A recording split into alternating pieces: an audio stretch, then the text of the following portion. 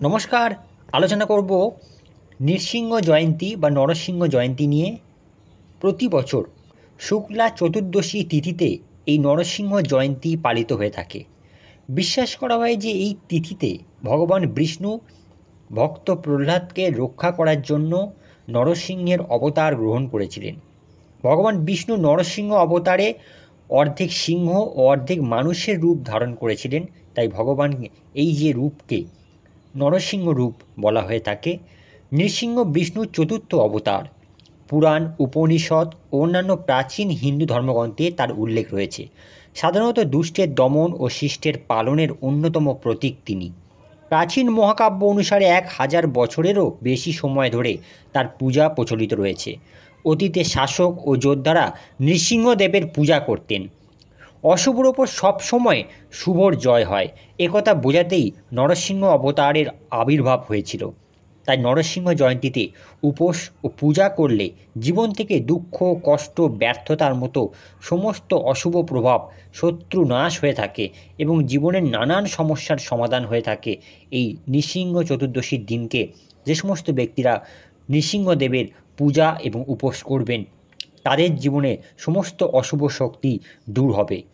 2025 সালে শুক্ল ত্রয়োদশী 11ই মে অর্থাৎ নৃসিংহ চতুর্দশী পালিত হবে 11ই মে। 10ই মে শনিবার বিকেল 5টা 14 মিনিটে শুক্ল ত্রয়োদশী তিথি শুরু হবে। 11ই মে রবিবার সন্ধ্যা 7টা 16 মিনিট পর্যন্ত এই তিথি থাকবে। কিভাবে আপনারা এই ব্রত পালন করবেন আসুন জেনে নিন।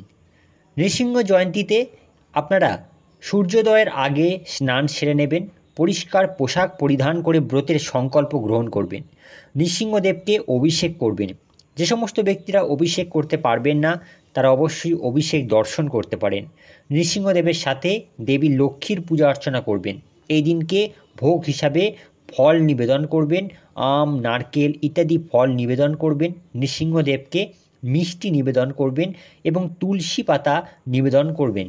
সম্ভব হলে অবশ্যই উপোস করবেন। এই উপোস নৃসিংহ জয়ন্তীতে অর্থাৎ চতুর্থী চলাকালীন শুরু হয়ে পরের দিন সকালবেলা সূর্য ওঠা অবধি চলবে। তবে জল, ফল, দুধ ইত্যাদি গ্রহণ করতে পারবেন। যেরকমটি আপনারা একাদশী পালনে করে থাকেন সেরকমভাবে নৃসিংহদেবের এই পূজা অর্চনার মাধ্যমে আপনারা ফল লাভ করার জন্য উপোস অবশ্যই করার চেষ্টা করবেন। এই দিনকে নৃসিংহদেবের বন্দনা স্তব পাঠ করবেন। দরিদ্র ব্যক্তিদের অবশ্যই আপনারা এই দিনকে অন্ন, বস্ত্র দান করার চেষ্টা করবেন। আসুন নৃসিংহদেবকে নিয়ে যে কাহিনী আমাদের প্রাচীন শাস্ত্রে উল্লেখ রয়েছে সেই নিয়ে আলোচনা করি। ঋষি কাশ্যপ এবং তার স্ত্রী দিতির 2 সন্তান হলো। তাদের নাম হিরণ্যকশিপু এবং হিরণ্যাক্ষ। 2 ভাই ভগবান ব্রহ্মাকে সন্তুষ্ট করার জন্য কঠোর তপস্যা করেন। ব্রহ্মা তুষ্ট হন ও তাদের এমন বর দেন যে দেখা যায় পৃথিবীর প্রায় কোনো জীব এবং অস্ত্র এমনকি দেবতারাও তাদের হত্যা করতে পারবে না। এই বর পেয়ে 2 ভাই মিলে ব্রহ্মাণ্ড দাপিয়ে বেড়াতে লাগলো। যুদ্ধ ও নির্বিচারে হত্যা করে দখল করতে থাকলো ব্রহ্মার সকল সৃষ্টি, এমনকি স্বর্গের দিকেও নজর গেল তাদের। অবশেষে শ্রী বিষ্ণু বরাহ অবতার ধারণ করে হিরণ্যকে হত্যা করেন। অন্যদিকে হিরণ্যকশিপুর একটি সন্তান হয় যার নাম ছিল প্রহ্লাদ। প্রহ্লাদ ছিল শ্রী বিষ্ণুর পরম ভক্ত। ফলে হিরণ্যকশিপু আপন সন্তানের প্রতি প্রবল ক্রুদ্ধ হন ও তাকে হত্যা করতে উদ্যত হন।